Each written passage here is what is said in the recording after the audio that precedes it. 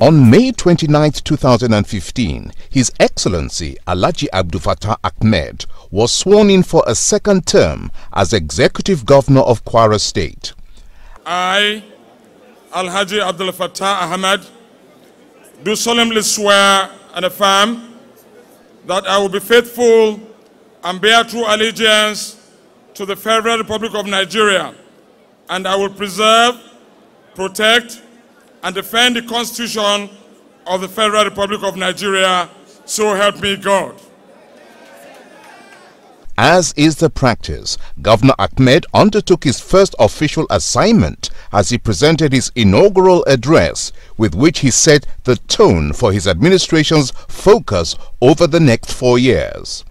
His Excellency ALHAJI ABDULFATAH Ahmed's inaugural address touched several on issues of great importance to Kwarans, giving a glimpse of what to expect in the days ahead. Already in his first 4 years as Executive Governor of Kwara State, ALHAJI ABDULFATAH Ahmed recorded outstanding successes in the areas of job creation, education, agriculture, roads, health, energy and water. As Kwarans anticipate an even better deal, Governor Ahmed in his address laid every doubt to rest and assuring that his administration's priority remains the welfare of Kwarans and that he will not rest until the prosperity which Kwara State once enjoyed is restored in spite of the global economic challenges. Governor Ahmed enumerated areas of priority of his administration to include education, water supply, health, power supply, road construction, employment and job creation. These, amongst others, will form the focus of Governor Ahmed's second term in office. His Excellency Dr. ABDULFATAH Ahmed, in his address, hinted that Kwara State will see a sharp departure from the traditional dependence on federal allocation, which has become rather unstable, and instead generate revenue internally and independently to fund developmental projects as well as run the economy of the state. My administration's priority remains the people's welfare. We will build more schools, roads, hospitals, power projects, and structures needed to get more of our youth working, businesses growing, food on more tables, and greater prosperity for everyone who calls Kwara State home. On youth empowerment, job creation, and entrepreneurship development, the administration will be scaling up on Kwara Bridge Empowerment Scheme, KWABES, the Quick Win Initiative, and SME Loan Scheme, thereby creating new jobs and entrepreneurship development. That the first thing that we did was KWABES. You notice that the unemployment rate was high, which we needed to, address. So I was part of the committee that designed the KWABES scheme. After KWABES, you will notice that there was Quick Win that was later introduced, and Quick Win specifically was to address, KWABES was just to give them temporary employment and then try to see how you migrate them into full service or the private sector. But coming from our learning points from KWABES is that a lot of the people or the beneficiaries are actually just educated. They don't have hands-on skills. So Quick Win was as a result of the learning points from KWABES. So Quick Win was much more focused on training, right? Skill acquisition, and then empowerment will follow.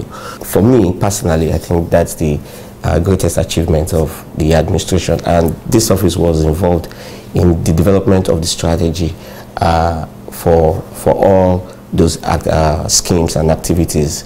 We'll bring into a functional level the International Vocational Center, which we hope to take full functional levels in the next few weeks. This will see our youth getting access to training programs in different aspects of the economy. And we also intend to support this with access to small and medium enterprise funding that will enable them jumpstart as entrepreneurs.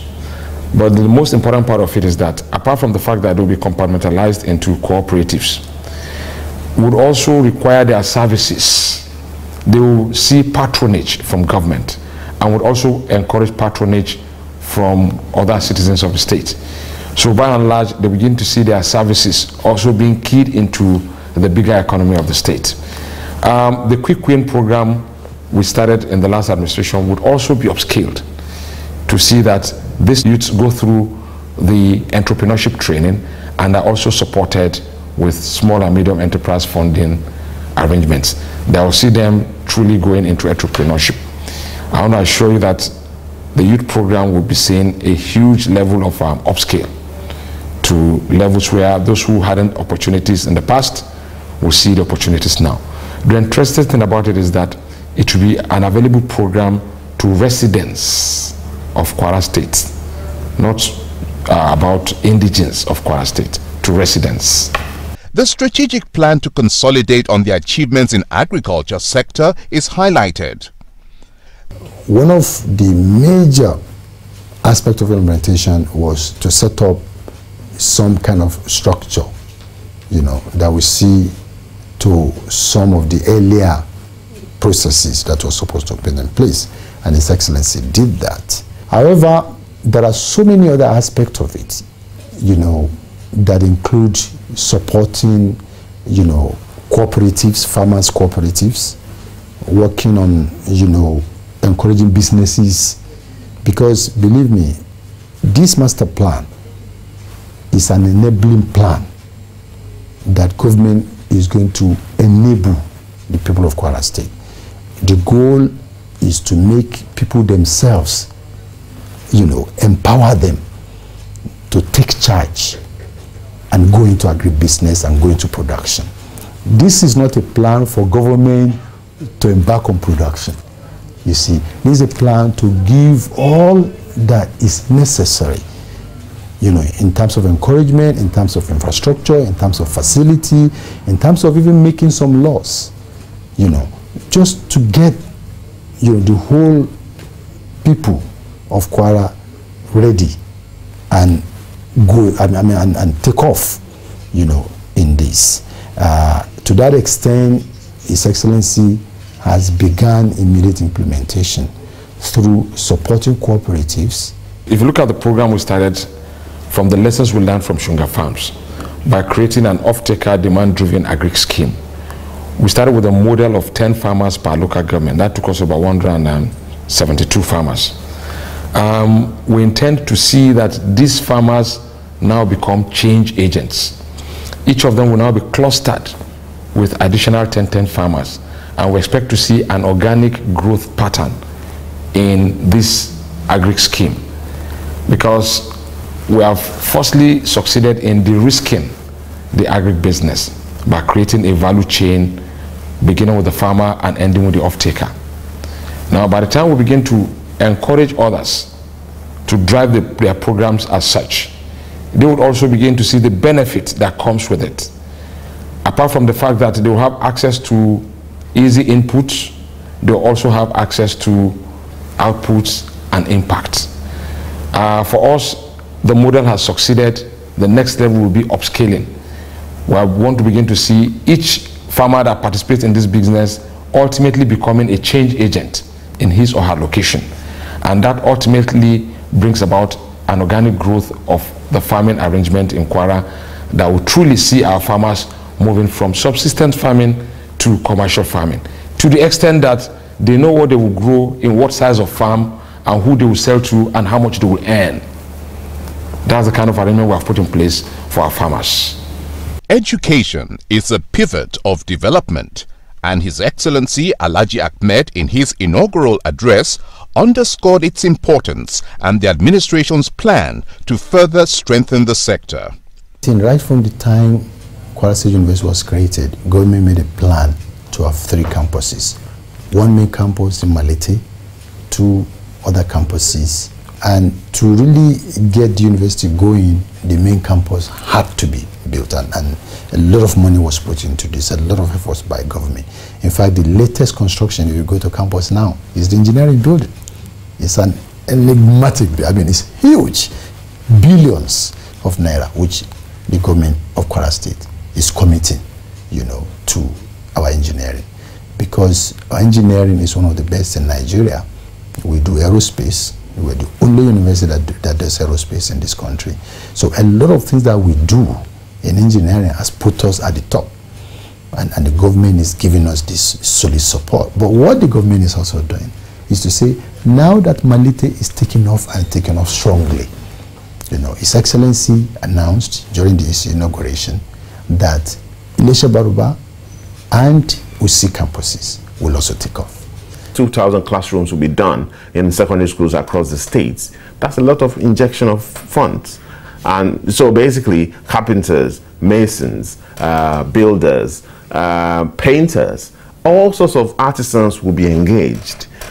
Beyond that, those communities will be considerably developed in terms of economic activities and even estate developments that will take place as a result of these campuses being open there. So it's part of the overall strategy of Governor ABDULFATAH Ahmed to inject and stimulate more economic activity into Kwara State so that more of our youth get employed, our businesses make more money. And as he said in his speech, food on more tables, which is the bottom line. And that's what he's determined to do even better in this second term.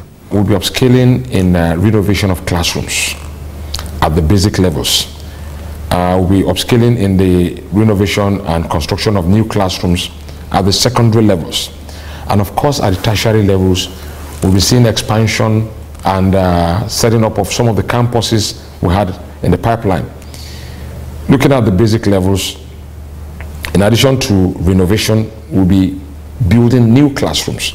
I think we'll be doing a total of close to about 2,000 new classrooms. Of course, in over 120 schools. But most importantly, we'll be doing this on the strength of need. A proper need assessment is being carried on that would ensure that the right number of students are supported with the right number of classrooms, and ditto teachers and all of the inputs required for proper education.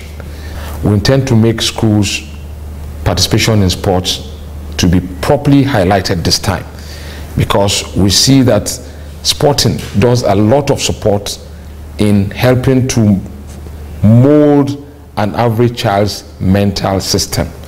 That is why we'll take advantage of this to ensure that we'll make it available to most of our schools. This is what we want to begin to encourage in most of our primary and secondary schools. For the tertiary levels, take Kwasu for instance. We set up Kwasu in Malete, and we intend to have a campus of School of College of Environmental Studies in Kwara South, which is in Osi precisely, and School of Agriculture in Ilesha Baruba in Kwara North. In the health sector, Governor Ahmed posited that the focus of his new administration on health is to make Kwarans healthier through infrastructural upgrade and accessibility to qualitative and affordable healthcare delivery services. What His Excellency is determined to do is develop a whole system, health system on a holistic basis. So you have the primary healthcare system, you have the secondary, and you have the tertiary. So at the tertiary level, there are going to be more primary healthcare centers and more comprehensive healthcare centers across the whole state, so that our people can access basic healthcare on their doorsteps. His Excellency is determined to expand the community health insurance scheme, under which you pay just 500 naira per year and you get access to basic health care for the whole year for free, technically. The health sector, it borders on two key areas. Firstly, improving availability. Secondly, improving accessibility. Availability will be improved by, of course, looking at the current levels of the primary, the basic health centers, the general hospitals, and of course the specialist hospitals. We've done quite a few, just like you said. We did 5 general hospitals. We also look at new areas where we need to improve the general hospitals. We go ahead, do the improvement. And then we look at new areas where general hospitals are required as a result of increased population, we build general hospitals there. We look at areas where primary health centers are required, and ditto basic health centers. The most important thing is that we'll still be pursuing our policy of ensuring that people do not move more than half a kilometer to access basic health services. That's in terms of availability. ALHAJI Ahmed also spoke on his administration's vision of making Kwara State the economic hub of north-central Nigeria. The first strategic plan here is improvement on our infrastructure, which I've outlined will be supported from the internally generated revenue that would aid us in meeting the set goals in our infrastructure deployment. The second one is to take advantage of agriculture. Our desire to make it into an industrial hub will be skewed towards agriculture because we have a competitive advantage in the north-central axis. And don't forget that we have a very vibrant airport here, which could be transmitted into an agric airport, provided the right framework, the right structures are put in place to utilize the cargo terminal into an agric support airport. So I see those potentials, and I see us truly coming together with our brothers and sisters in North Central to move the zone from the current levels to a truly agric hub for Nigeria. Adequate power supply is indispensable to economic development. Hence, Governor Ahmed, in his inaugural address, stated that plans are underway to embark on independent power projects to boost the economy. There are different sources of support for electricity, i.e.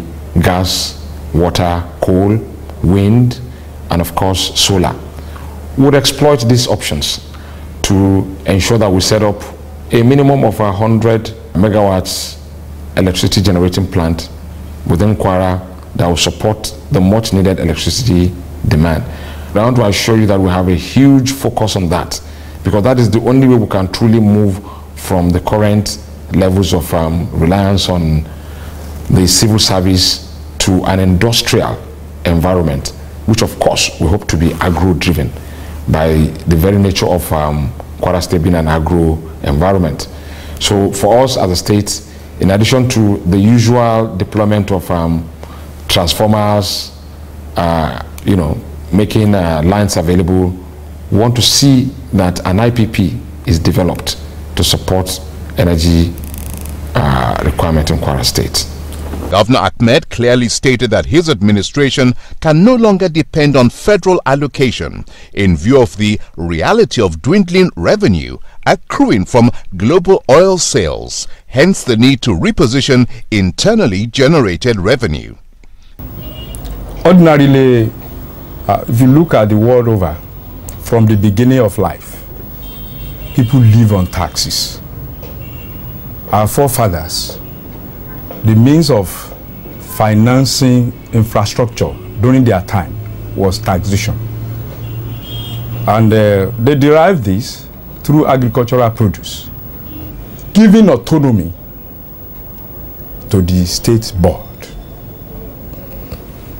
Financial institutions are separately taken care of. You don't bring financial institution that will perform under the same structure of the civil service. They may not. That leads to some of the leakages. But if now they are separately driven, there are a lot of advantages in what we call autonomy. The Kwara State government has positioned itself to meet up with the challenges ahead. They are now restructuring the Board of Internal Revenue, to make it more efficiently run and more effective, whereby we have a new and experienced management that will drive our idea. And we now have a robust system, an application that will be linked to the banks and linked to all the ministries. And there will be back-end audit. So there won't be whatever you are paying, it will be spread out, it will be in the system. So it's not as if somebody will just come and harass you on the road, you're supposed to pay the no, there won't be that again. Just go to the bank, you pay, you can even pay it in the comfort of your office. So nobody will come and tell you, you're supposed to pay this, you're supposed to pay that, you know what to pay, everything is well stated. From the analysis of case, we said to ourselves, if we have to meet up with this 250 billion gap over the next 10 years, because the governor said, what can we do in the next 10 years? It means that you need an average of about 25 billion investment every year. And if you look at, the income profile, which is relying on the federal allocation, you find that it will be difficult because a lot of the inflow that comes in from the federal government is being used to pay wages and salaries and maintenance. So a little is left for capital projects or infrastructure development. Actually, what we have done is to develop a strategy whereby we need to diversify, or we need to increase our revenue profile to say 50-50. So in a month, if we get 2 billion or 2.5 from the federal government, we should be able to generate 2.5 billion internally, right? So if we have like a 5 billion or 6 billion monthly, and it's 50-50 profiled internally and from FAC, then we'll be able to attract that capital, right? And then we'll be able to do, big projects. So what we set out to do is, when we realize that we now cut out a strategy, how do we then, implement this? How do we make this a reality? And that was what led to the restructuring and retooling of the Kwara State, Revenue Service. It is becoming increasingly clear that government business cannot be done by heavy reliance on the federally allocated funds. On premise of this, we are reviewing our internally generated revenue platform and upscaling it to levels that would enable it to support the much required funding that would drive all the programs we highlighted, especially in areas of infrastructure, human capital development, and of course, stimulating the local economy to ensure that our people get benefits of good governance. So by and large, we'll be premising our activities on a new drive of internally generated revenue that would upscale the revenue level to levels where we begin to see all those programs outlined, executed. The second term of ALHAJI ABDULFATAH Ahmed as governor of Kwara State, no doubt fraught with the challenges of a dynamic global and national economy, is poised to create a better environment for investors and Kwarans alike. The change has been spoken on loudly, especially during the campaigns, which I would see was a conscious level to begin to make Kwarans and indeed Nigerians see the need to move from where we used to do things to areas where we can do things better. It's been generally acknowledged that change is desirable in the way and manner in which business is carried on in Nigeria, especially government business. It's beginning to tell us that it will not be business as usual. Government must begin to see itself as being very responsible and also has a responsibility towards the electorate. Therefore, on the side of those of us that I imagine as governors, as legislators, as presidents, it is clear that it is a business of delivery of goods and services. It is no more business as usual. Because like I said, credibility starts with the electoral process. Because it tells you that the people can change you when you are not doing what you say you will do. So for us, we are fully committed to making people see the impact of this change, which will start by first driving compliance in areas of civic responsibility.